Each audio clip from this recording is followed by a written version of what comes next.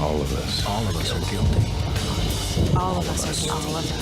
All of us. All of us. All of us. All of us are lost. All of us are lost. Lost. Lost. Hello and welcome to All of Us Are Lost, a Lost rewatch podcast. 20 years later, venturing back to the island of mysterious monsters and polar bears and beautiful castaways to find out if it makes any more sense 20 years later.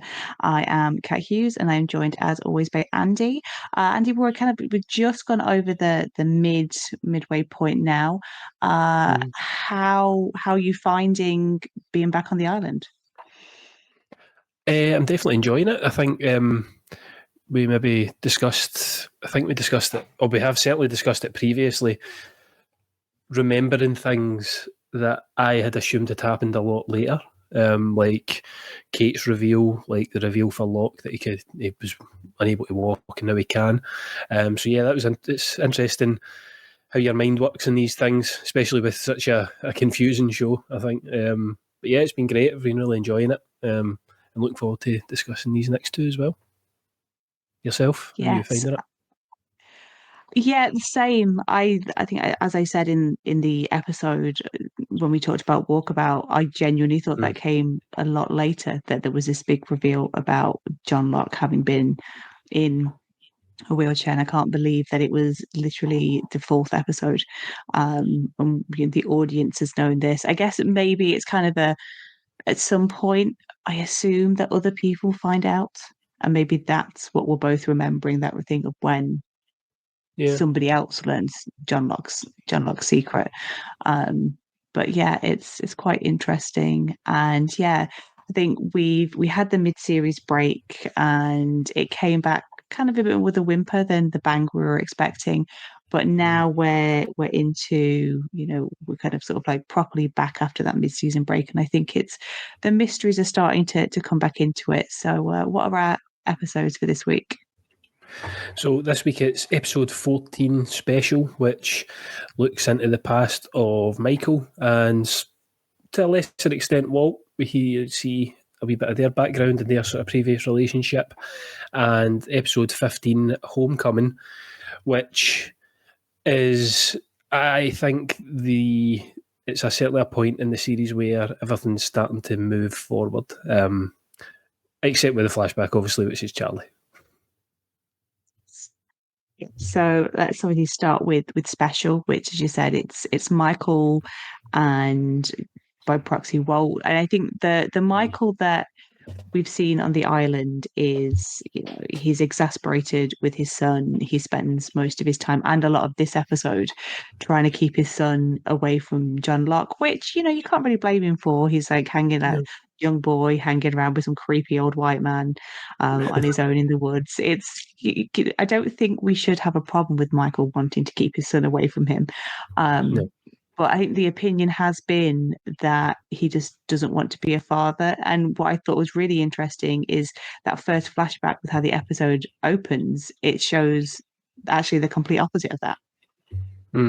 Yeah, it opens with Michael and his partner Susan kind of shopping for prams and shopping for baby bits. And he's like not a doting father. Well, I suppose he would be a doting father. I would use as a statement for a child that's already there. But I suppose he's kind of excited. He's showing they're making plans together.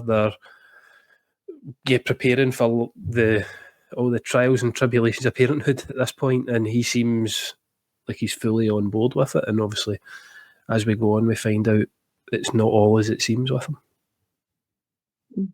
I mean, he even gives Walt his name. That's what the conversation that they're having is.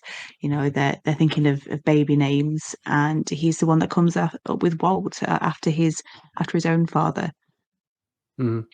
Yeah, and we're seeing. We're seeing a different side to Michael that is very. It is very.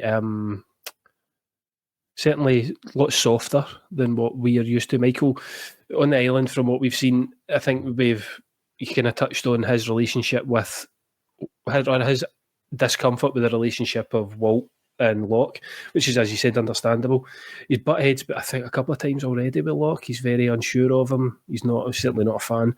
That he seems to be the only one that is inherently anti-Locke throughout, and we're getting this, the softer guy, the guy that's looking for a way for providing with his family. We're learning that we already know that he works in construction, and maybe the construction part of his life isn't bringing home what it needs to at the minute, but he is trying his hardest, and it is to try and benefit his family, mostly his son. Yeah, I think the Michael on the island, as you say, is very different. He's very angry on the island. He's obviously, he's got his estranged son to protect, and wants to get off the island. But he has also been one of these people that is sort of endlessly useful. When there was the cave in, Michael knows construction, so he can help, get the tunnel to get Jack and Charlie out safely. But then the Michael in the flashback is kind of being portrayed as kind of a bit of a deadbeat. Yes, he does work and he's trying to provide, but it's Susan is his partner, who's this, big lawyer. She's the one bringing in the money, and she kind of has the power almost in their relationship, which ultimately leads to her accepting a job in another country without even consulting with him, and not even being like, you can come with us. It's just, no, we've got some issues. I'm taking our son to this, to Europe, and good luck with that. I think it's a very cold thing for her to do, and it does kind of show that Michael, he did want his son, but then it sort of was taken out of his control. Yeah, it's we do then start to maybe see a bit more of the angry side of Michael that we know from him on the island as well. He's obviously furious, but at the same time trying to build bridges with Susan at this point as well. He says, look, we can get work, we can go to council, and we can do this, that. He certainly seems more open to any sort of suggestion, but he is wanting to keep Walt. Susan kind of mentions the fact that because Michael threatens to get a lawyer and take it to court, etc. And I don't know how, because it's mentioned that they're not married. They're a couple, but they haven't got married, so the courts would see her side. And she, being a lawyer, well, I think she's a lawyer. She certainly works for a law firm anyway. Seems to know the ins and outs and says, no, well, whose side do you think they're going to take? I don't know, would that hold up? Would it just be a case of she's got money, she can take him to Amsterdam, you just need to suck it up and get on with it? I'm not too sure if that's how it would go. I think in a lot of custody cases outside of marriage, they tend to like to keep the child with the mother, unless the father can provide a strong case. But I guess because she has a stable job, a job that's seen as lucrative, and is very much in that professional arena, that the courts probably would side with her because of that aspect of it, which is something that this episode came out in like 2005, and this is like 2 years after the Fathers for Justice movement started in the UK, where you had like your dad's like dressed as Spider-Man, like climbing up like a building and stuff to protest access to their children and that. So I thought it was quite interesting to kind of see this scenario, because I think oftentimes when a relationship breaks down, the dad in particular is painted in a very bad light, or that it's seen as, oh, well, they've got an excuse now to not see their children. And I know plenty of deadbeat dads that reveled in that, but I think it's interesting and important that you get to see the other side with a character like Michael, who did try to fight for his son, but he just faced insurmountable odds. And then, again, he was going to hop on a plane a little bit later on. We see him, he's going to hop on a plane to get Walt back, and then smash, he gets hit by a car and has to spend a year in the hospital. Yeah. So it shows, and then again, we're seeing the fighting side of him. He's on the phone to Susan. It turns out who's now in a relationship with Brian Porter, who's the guy that gave her the job in the first place. She said it's not like that. I think over the phone it wasn't what we planned on happening, but one thing led to another, to put it one way. And he's got that determination and that fire in him at this point to go and get Walt. I think Susan says at one point, "Oh, it's over between us," and he's like, "I don't care about you. I'm just wanting my son." And ends up in hospital, and Susan comes to visit him without Walt, of course. Which again, I think, as we come to learn, Brian is certainly not the paternal type. So, but they do have a nanny, so maybe that's why there's more acceptance of that. So I'm assuming at this point she's in Amsterdam still, if it is a few months later, not moved to the other side of the world completely yet. And it would have been nice if she had maybe taken a bit more thought and maybe taken Walt over to see his dad. But it feels like at this point she now wants Michael to really have nothing to do with him. And yeah, it's I definitely side with Michael in this, and I don't know. As you're saying with the Fathers for Justice thing, he's not. It doesn't seem to be. He was obviously struggling with work, as construction work can do. You can be picked up and dropped at the drop of a hat, but it wasn't for lack of trying. And it seems like he's not really been given a choice to have any input into his son's life, and it kind of snowballs from there between the two of them as well. The thing that, again, this is obviously all like to do with like hazy rewatching. There's just something about the way that they film Michael getting hit by the car that makes me like, it's probably a false memory, but it's like I feel like there's somebody that we know who is driving that car. And I think it's probably a complete false memory that's been inserted, or I've just spent too much time back on the island and conspiracies are going. But there's something weird about the way that it's shot that I feel like there could be a scenario where, a few seasons down the line where we get the reverse of that.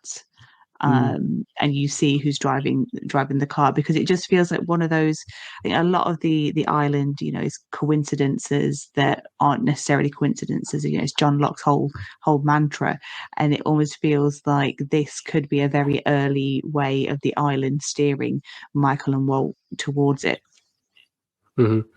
Yeah, and we've seen that in one of the previous episodes where Boone is in a police station in Australia, and we see Sawyer popping up in the background fighting with police, which is not much of a surprise, but it was certainly a surprise seeing him. I can't think, nothing coming back to me at the minute, but I wouldn't be surprised knowing how the show kind of unfolds and what's to come. It certainly would be, whether it's the hand of the island or the hand of someone else putting them in that position. And again, we've mentioned with Claire when she was with the psychic, who was put in place different pieces of, not pieces of a puzzle, but certainly his hand guided her onto that plane and led to her being there. So whether it's external or intentional forces that are helping them get guided to there, because basically after the Michael stint in hospital, he comes face to face with Brian Porter at one point, for the first time, I'm assuming.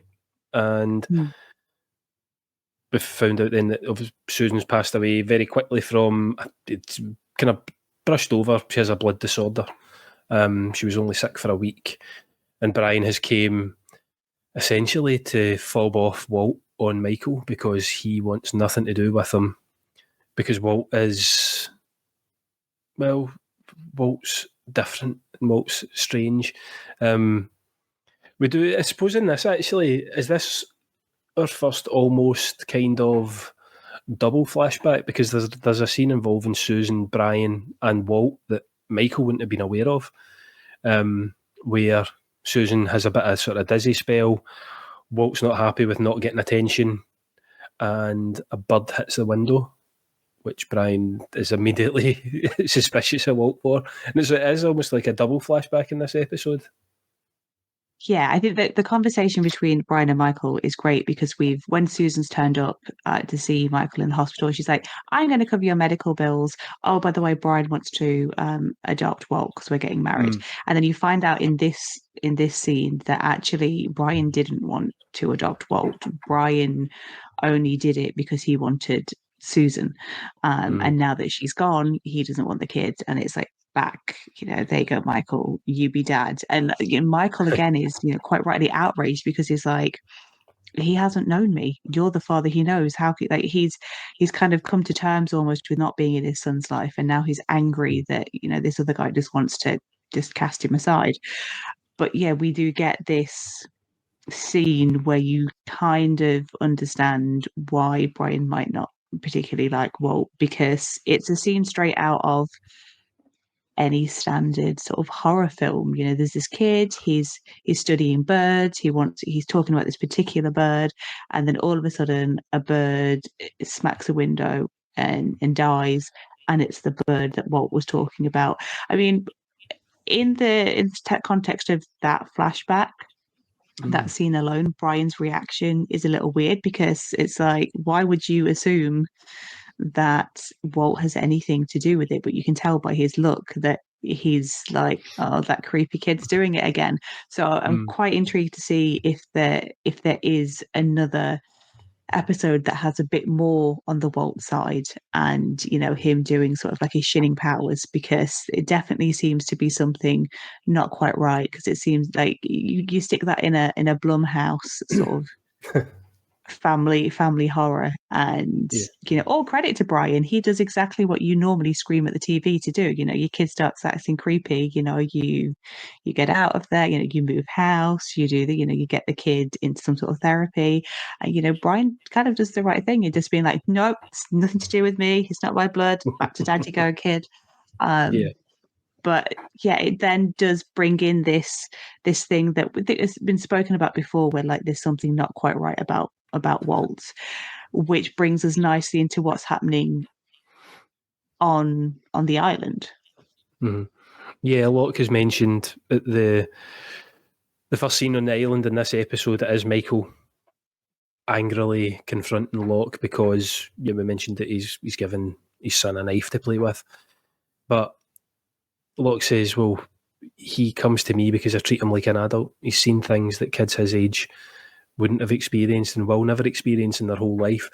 Maybe you have to, and he again uses the word, he's different, and you have to realise his potential, is what he says to him as well. And there's an element of, again, Locke almost getting together his own little crew. Like, he's mentioned that we need Side on our side.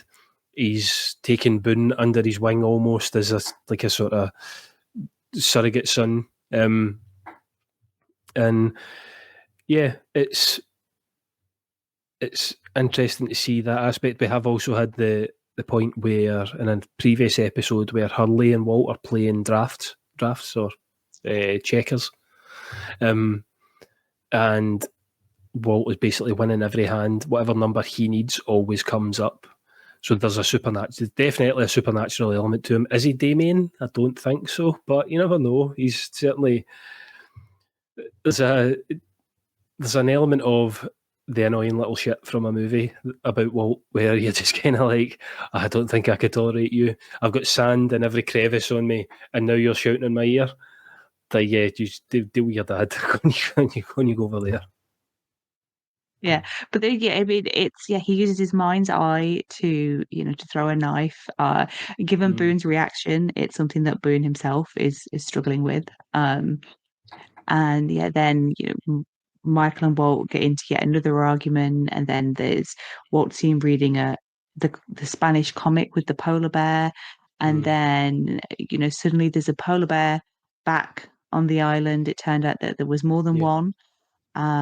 And it's kind of the incident that almost unites Michael and Locke, because Walt goes missing again. Michael assumes that he is with Locke, and Locke's like, nope, it's not with me. And then suddenly these kind of two father figures for Walt put aside their differences and go and rescue him from another polar bear.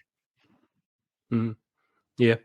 And as you said, using his mind's eye with a knife, and then has an argument with Michael, because Michael's now kind of proactively trying to build a raft, using that kind of construction brain of his, thinks he can build a raft, and everyone, Side, Jack, Locke, are just like, the tide would basically destroy it, and the chances of finding a shipping lane are near zero. Why are you going to waste your time? But I think Michael's just feeling a bit useless, so he's trying to do something, to be seen to be doing something. There is other potential things he could help out with on the island, maybe hunting, but we know that Locke and Boone seem to have, well, they don't have it locked in, but they're certainly pretending that they're doing that. And yeah, seeing the polar bear again, certainly early noughties CGI for some of the polar bear shots, from the sort of external view of it. But it is what it is. I mean, it's early noughties TV. It's fine. It's not like we're talking certainly not Game of Thrones budget per episode, I don't think, at this point, especially for the filler episodes. I can't imagine it's the pilot budget is the same. But yeah, having Walt, and then I think Michael understands at this point that, while he doesn't like Locke, he certainly needs him for something like this. You get the scene where they're working together. Michael's jumping down, puts himself in harm's way of the polar bear, and him and Locke work together to get Michael to safety. As you said, maybe there's starting a sort of grudging respect there between the two, if they're certainly not going to have a friendship moving forward. Yeah, and it's the rescue that kind of then proves to Walt that Michael does love him and does want him around. And then there's this thing where obviously Michael found his luggage at the end of the last episode, and in it is a box which is full of all of the like the birthday cards and letters and things he sent Walt, because Susan has kept that from him. And it then kind of like validates to Walt that Michael has liked him and has always loved him, and that kind of starts the thawing in their relationship, which is quite nice. Yeah, and it gives certainly for their ending to this episode, they get more of a father-son bond with it. They're getting maybe a bit of the loving that Michael, and I assume from Brian that Walt's sort of paternal relationship would have been very standoffish and very kind of dealing with him because he has to provide for him because he's adopted him. And maybe Walt's also so aggressive towards Michael because he doesn't understand having the father-son relationship as well.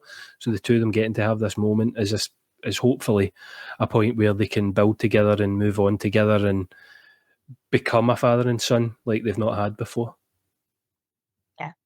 Another interesting thing in this episode is this is, just after Boone's gone on his spirit quest, and you see that he is now like fully at the altar of John Locke, because when Michael bursts in initially and starts shouting at him for giving his son a knife, Boone attacks him. I think Michael even refers to him as like as an attack dog, and that definitely seems to be it reminds me of like in The Mist, like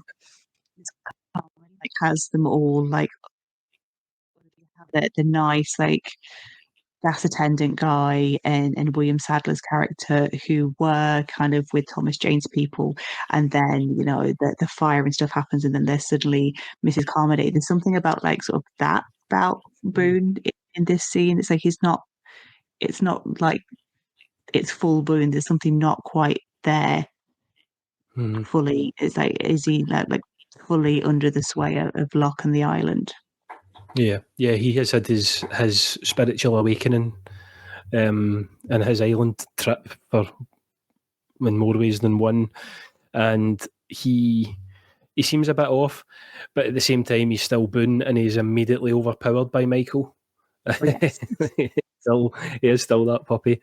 He gets thrown to the ground, thrown about, and Locke reasonably says, well, he was actually trying to just stop you from hurting anyone. Maybe back off a wee bit because this is your fault. What's happening now? This altercation. This is the point where, like, I've not been near Walt. Sorry, took a blank for his name there. Not been near Walt. Why you kind of throwing this all onto me? And yeah, it's the whole Locke aspect. As I said, he seems to be trying to get his own wee army. Maybe not a cult as such, but he appears to be preparing for something. We know he knows about the hatch that's on the island. I think he is possibly the only one that's witnessed the monster. I think we've seen a scene where he was face to face with whatever's in the trees, and if he is the only one that's seen that, maybe he's preparing because he knows what's to come. Maybe he knows what's hunting them, or what's certainly not actively hunting them, but what is a kind of clear and present danger for the islanders. So is he preparing for that moving forward? Keep saying moving forward. Meanwhile, Saeed and Shannon have been sorting the maps, and they found a triangle. And obviously, I think at this point, when you're first watching it, it's like, oh, it's a triangle. Are they in the Bermuda Triangle? That would explain all of everything that's happening, because I think we were very much the generation that was brought up hearing all of these like weird and crazy things about this like mysterious triangle, and now the Lost Island has a mysterious triangle, but then that's quickly kind of undone, whereas there's no, this is a triangle that's on the island. And then Charlie, after a little bit of soul searching, he has tracked down Claire's diary. He's read Claire's diary, and he reads notes about her having dreams of being taken to a black rock. And then it's like, wait a minute, could this black rock be the triangle? But before we get any sort of closure on that, Claire turns up. Yeah, they've mentioned the excuse me. The side mentions the fact that Russo had spoken of a black rock as well. So another part of the puzzle coming into place, and Locke and Boone, Claire just kind of stumbles out of the forest, and we cut to black, which we did get a scene. We got a fight scene in this, however brief it was, with Charlie just kind of sucker punching Sawyer, and then Sawyer cracking him right across the jaw. Charlie's in his kind of defence mechanism on anything related to Claire, trying to get that diary back. But I think this was the moment I felt like we're really back now. We've had our mid-season break. We've had the kind of couple of filler episodes. The Michael one, certainly a lot more interesting, the backstory with him and Walt and everything that's going on with Walt and Island, than I think the previous two episodes. You could potentially say it's still a little bit of filler and taking us back in quite lightly. But Claire coming out of that kind of foliage and looking certainly worse for wear definitely signalled that we're right back into it now. And I think before we go on to the next episode, which sort of sees Claire's homecoming, we do have another life after Lost. Obviously, Susan Waltzman, we've known for a while that she's dead, but this is kind of like the first time that we've seen her, and she dies. So she was played by Tamara Taylor, who previously starred in Party of Five, which was like a teen sort of like family drama from sort of like the late 90s. And Matthew Fox, aka Jack, was like the head of that family. So it's been years since I watched any Party of Five. I was never like a devout follower of it, but it's kind of that there's that sort of like linkage there. But then, she might have only been in kind of one or maybe a couple more episodes later down the line in Walt flashbacks. But, she did all right afterwards. She went on to star in 223 episodes of Bones, the David Boreanaz sort of like detective thing. Yeah, she was I think she was one of the supporting characters on that team. So, she did all right. It's a show that I've never seen ever in my life. No. My wife was a fan of it. I think it was the tail end of the Buffy years and the Angel years that got her into Bones with David Boreanaz. I think the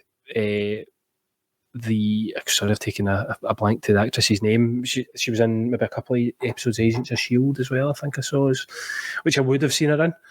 But that show just kind of, I watched it, and then by the time it was done, it's not like this where 20 years later I'm going to be going through an Agents of S.H.I.E.L.D. rewatch to see maybe that's Ghost Rider in the background in Series 1, Episode 1, but it never was because they didn't have that much forward thinking for S.H.I.E.L.D.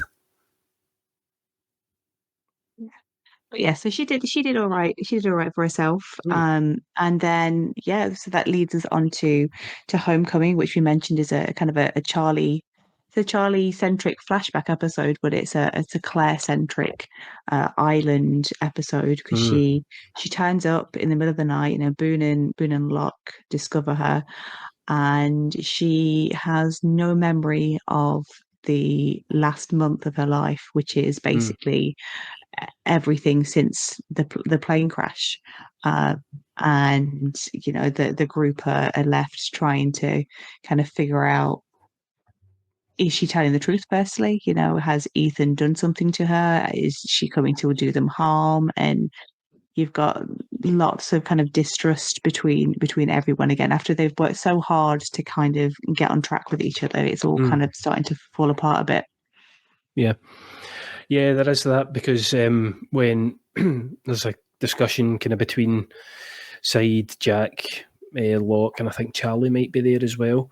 Yeah. And Jack, having previously been very dismissive of Claire before she was kidnapped, with her having her nightmares and convinced someone was after her, he now seems to be more accepting that, maybe amnesia could happen. She's went through massive trauma in terms of the plane crash, everything that had happened before she even set foot on the plane, and now she's been kidnapped. This could actually medically be correct. But then Locke asks him as well, will our memory come back? And he's like, I've not got a clue. Maybe not. But it's not an exact science, I think, with something like this. And Saeed seems to be very wary of Claire at this point. So he's taken on almost the Jack role from previously because he wasn't fully involved with her at that point. He seems to be unsure whether to be trusting of her. And I think it's this almost paranoia is what propels the episode, because they know that Ethan's going to be out there, whether or not he's involved with Claire's escape. If it is an escape, has she been let go, as you said? Has she got out herself? But how would she have managed it? She's heavily pregnant. We've seen how capable Ethan is and how sort of dangerous it is just running through that forest yourself. 8 month or close to 9 month, I think Claire is. It must be at this point. How is she able to just easily get away from him? He has taken out Jack without really batting an eyelid. He can hang a man at ease, and Claire somehow managed to get away from him. So I think everyone at this point, even the viewers, will be sort of on that boat with Saeed and want to kind of tread lightly around Claire. Yeah, I mean, I came to Claire with baggage because I saw Emily DeRaven in a teen show called Roswell, and she was not a very nice character in that. She turned up. It's all about like a human, and it's Romeo and Juliet between a human and an alien human hybrid, Max and Liz, and they've done the whole Ross and Rachel will they won't they finally get together, and then this other alien Tess, played by Emily, turns up and says that she is like fated to like be his mate and whatever, and she stirs the pot, but then in the second series she kills off, or she's responsible for the death of a beloved character. And so as soon as I saw Emily DeRaven on the cast list for Lost, I was like, don't trust her. But then she's been such a completely different character. She, you know, Claire's one of like, she's kind of like one of the, like Charlie, like the heart of the show. But you know, in this kind of scenario, I was like, yeah, see, no, maybe I don't trust her. But you know, as we quickly find out, she has somehow gotten away without Ethan's knowledge, because Ethan gives Charlie an ultimatum of return Claire or I will kill somebody, amongst your number every night. And then we get into this like great sort of like almost Home Alone-y sort of thing where they're like setting booby traps and stuff, and like they're taking watches, and they've got to protect Claire and they've got to protect their numbers, which is something that we've not seen any of them do before. You know, they've been attacked by boars. There's this like weird monster in the jungle. They've not had any sense of preparedness No. previously, but it's nice to kind of see them all band together here and make an attempt to save one of their own. Mm-hmm. And after just a couple of episodes, maybe starting to soften to Jin, you're starting to like him, and he gets hit in the head. So you're like, oh, poor Jin, which maybe 10 episodes ago you would have been like, get up, Jin, that was quite funny. But this time, now we're poor Jin, poor guy.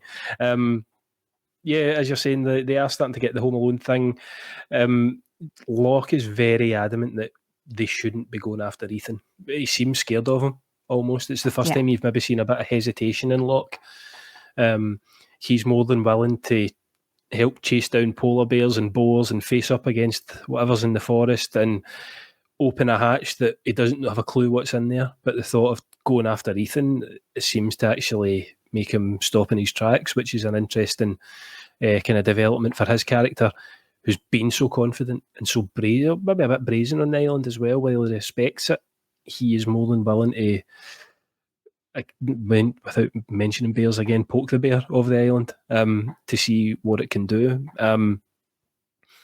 It's interesting again in this point with Locke and Boone, because when they're going to take the sentry duty, Boone is the first one to put his name forward. And I think Locke says to him, yeah, Boone, we believe in you. That's great. Go you. Like, he's very... I don't think he's condescending, but there's almost an element of, you can do anything, Boone. Maybe even a bit of encouragement for him, because we have seen the relationship blossoming between those two. I don't know how effective their Home Aloneing would have been. And obviously it's not, actually, turns out, because poor, I'll take my notes here, Scott Jackson, that famous lost survivor who Hurley only seems to know the real name of, is off screen. And what they think is Ethan or someone has came in from the water to kill him. So they obviously... Is that linked to earlier on? We saw a cable of some sort running into the water, didn't we? I think one of the first episodes, there's a cable that runs into the ocean. Is that linked to some weird Ethan underground bunker that he can just emerge from whenever he wants and pick people off? So the Home Alone aspect doesn't really work for them. And I don't know how effective it would have been. I know they said they had a perimeter, I think, with 4 trips, and that would have been enough. Then it's just some cans that fall. And yeah, I suppose they're doing what they can with what they've got, but it doesn't. It's certainly not effective. So this is where they come up with the plan B of, fuck it, let's just go after Ethan. And sorry, just to go on again about Locke being so apprehensive, it's not until Jack shows him the stash of guns that Locke finally goes, okay, you've been holding out on us, Doctor. Now we can go for him. now I'm comfortable. Yeah. And going back to the plan, I like how, it's Saeed, John Locke is encouraging Boone, but Saeed is like, really? You? Okay. Yeah. And yeah, I mean, the reason that Paul Scott dies is because Boone falls asleep on watch. We see him we see him fall asleep, and yet again it's that Boone wanting to help, wanting to do the right thing, but just being unfortunately completely inept. And obviously we've also with the cable, we've also had the tide suddenly rising. Is there a little button in Ethan's little layer where we can just like edge people further along? So again, we've got more mysteries, because you wouldn't expect somebody to come from the sea. You kind of think, oh, the plan might be quite, you don't think that someone's gonna like hop in a boat or whatever and sneak up.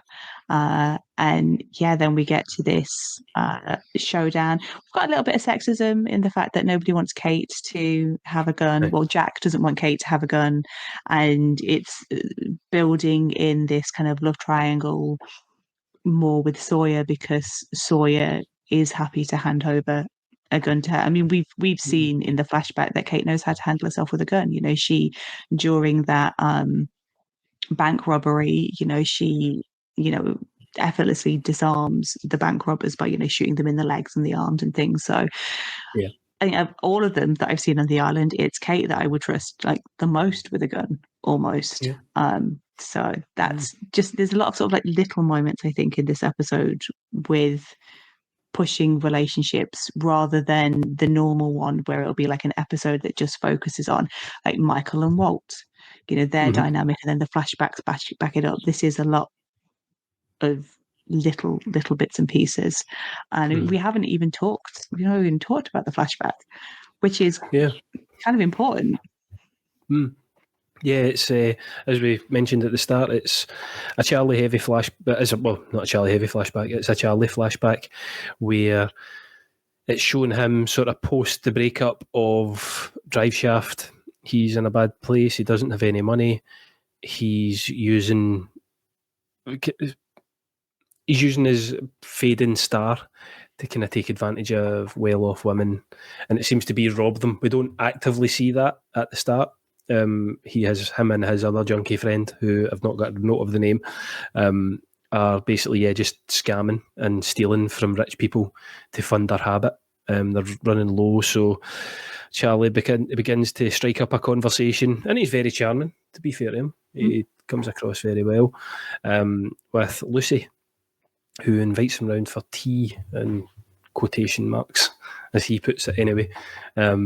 And he starts a relationship up with her, who's a father who has Winston Churchill's cigarette box, which just casually on a mantelpiece or on a table next to a chair. I don't think that would be in a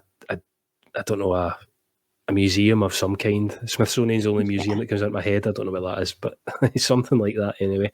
And it's, this flashback kind of leads you to understand Charlie's mindset with Claire, because I think he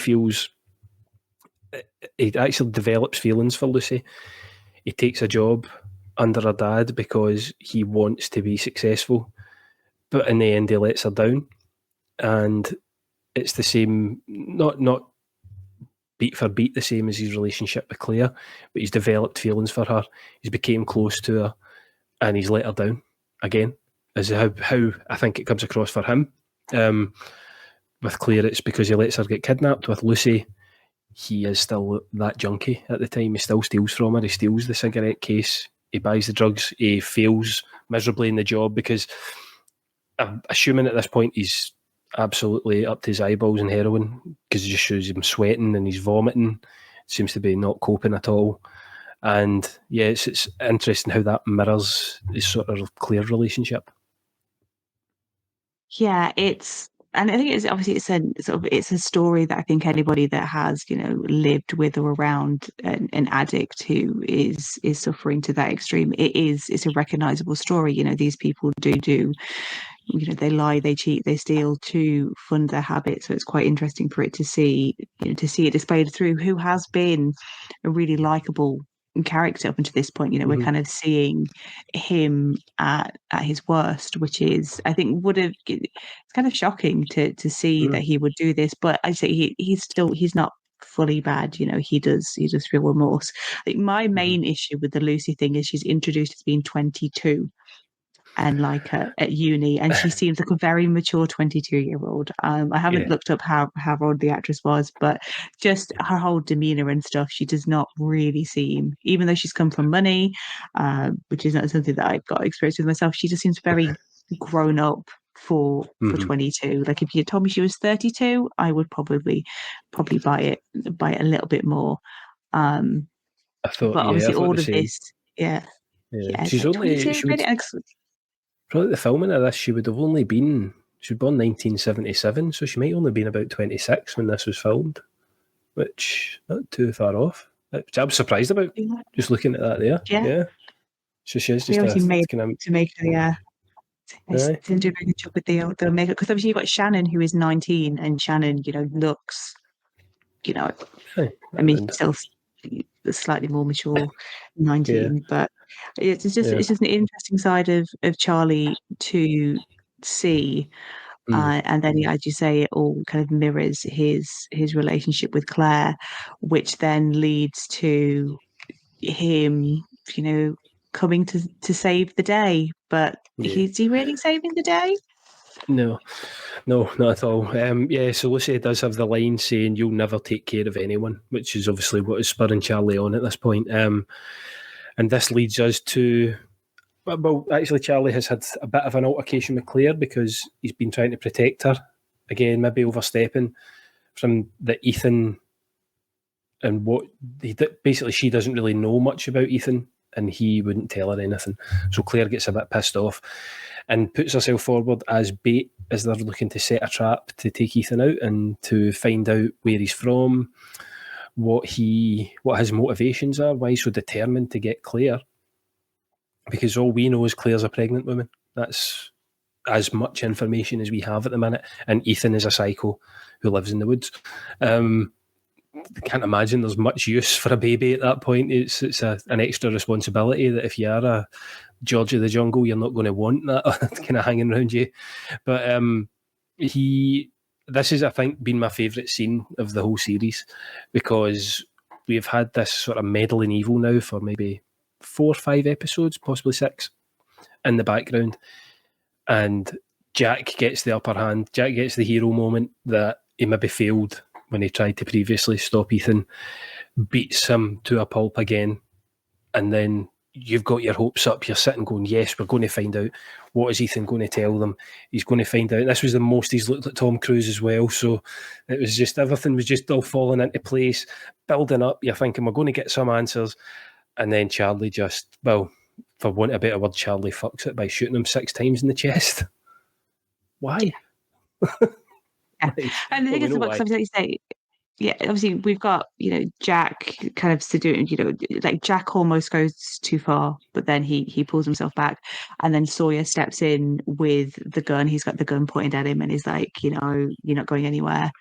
And Sawyer sort of starts barking the questions, but then everything that we've kind of been led to believe about Sawyer, when you hear, the gunshots before you see the shooter, I think most people would go, "Oh, it's Sawyer's, been hot-headed again," and Sawyer shot him.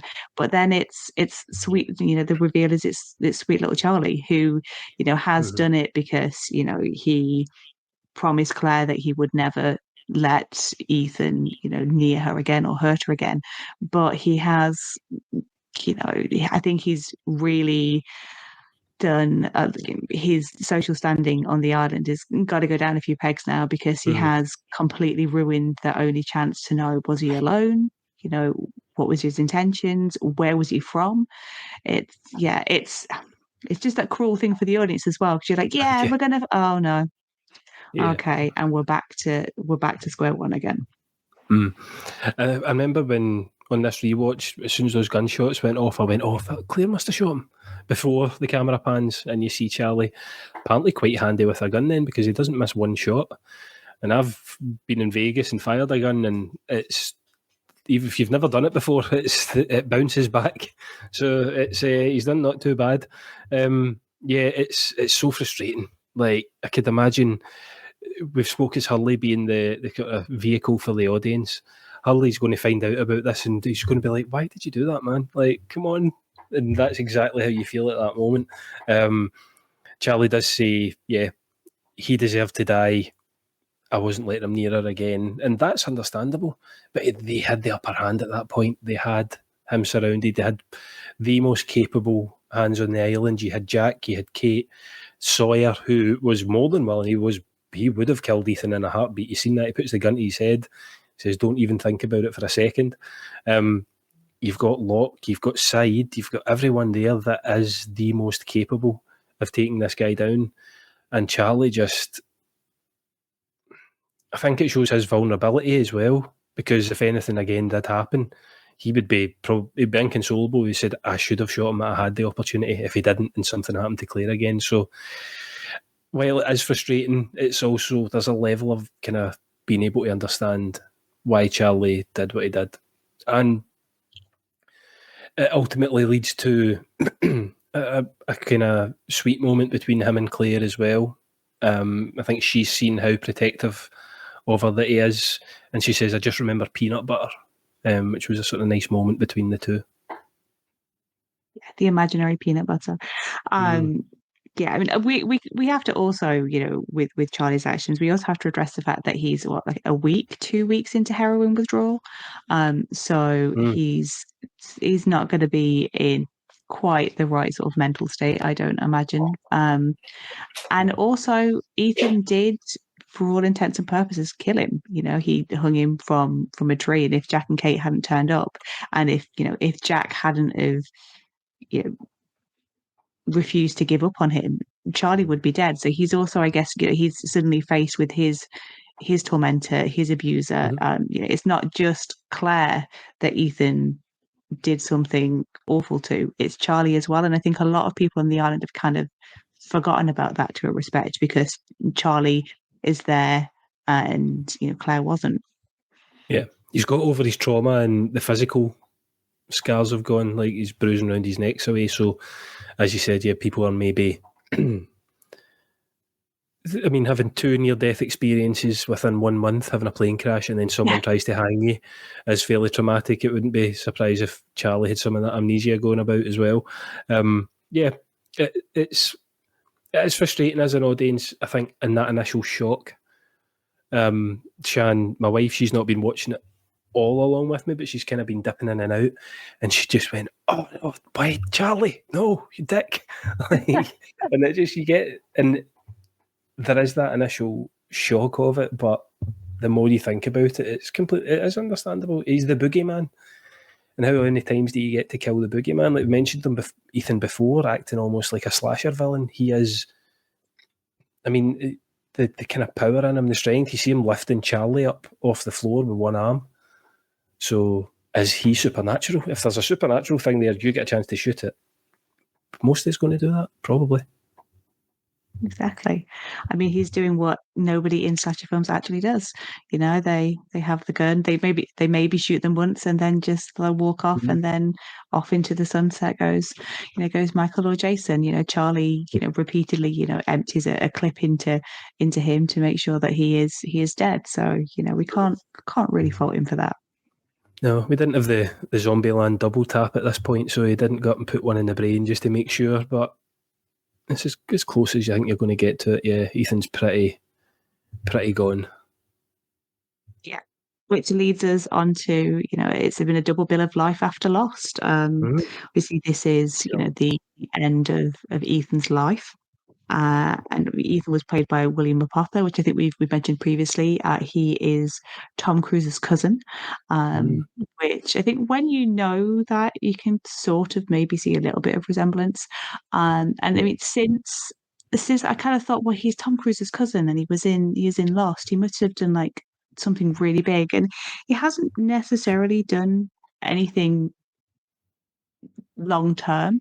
He's he's one of those that guys, he's a William Fichtner sort of guy. He turns up in everything. So he's had like episode arcs in Supergirl, American Horror Story, Mad Men, Castle.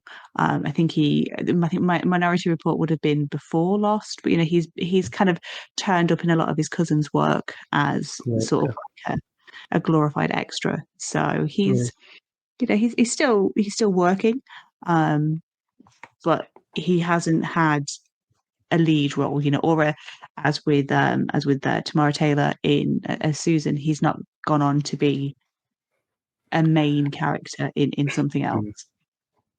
So he's basically the Sean Gunn of the Tom Cruise movie universe. Tom's like that. You needed something? Yeah, I could do some work just now, actually. And James and Sean are the exact same. So yeah. I had a look, and he was in, I think it's the longest stint I've seen him in. He was in 10 episodes of, was it even 10? Yeah, 10 episodes of Save Me, which I think I've seen. That's the Fire Brigade show, Save Me. I think so, yeah. Yeah, which seems to be his longest stint in anything. No, it's not. But I know the show anyway. I've certainly seen a trailer for it. So it seems to be his longest thing. It has 10 episodes, so he's in every one of those. So, and do you know, he was good in this. He was very menacing. He's got the build. He seems like maybe he took half of Tom Cruise's height, because he actually seems physically tall, and sort of commanding when he's on the screen. And he was very good. Enjoyed him in this, and never know, be lost. Dead bodies don't necessarily mean that they're not coming back. Yeah, I mean, time works in mysterious ways in this island. But yes, for now at least, Ethan's story has come to an end, which, you know, feels like the right point for this episode to come to an end. And I think our next 2 episodes, we will be back with Sawyer, and then I think back with Sun and Jin, which is, and we're getting towards the end, you know, the end of season 1 now. So as we can see, you know, things are ramping up. Ethan's dead, but there's still 6 or 7 episodes left. There's going to be something new that turns up. You know, we've had that little mention of the Black Rock, so you know, I'm interested to sort of see where we go in the end game of this first season. And we still don't know what's in the hatch either. So Exactly. Are we going to find out before the end of season 1? I genuinely can't remember, so I'll be as shocked as everyone else whenever we find out what's going to happen in there. Yeah, and we've got, as you said, Black Rock will be really an intriguing part. Is that what the triangle that's on the island, not a triangle map of the island, I think is what they say. It's the point, not where the island is, it's a point on the island, sorry. Is that where Black Rock is? The monster's still kicking about, not seen or heard from it in a while. So many more questions, I'm assuming, before we get any answers. So yeah, please do join us then. And you know, in the meantime, if you want to talk Lost, I can be found on Blue Sky at cathughes.bsky.social, and I'm on Instagram and Letterboxd at Gizmo Andy, where can people, you know, come and ramble to you about this program? You can find me on Blue Sky and Twitter pretty much at Nowhere Andy, on Blue Sky, with all the gubbins at the end of it as well. And join us next time for episode 16 Outlaws and episode 17 In Translation.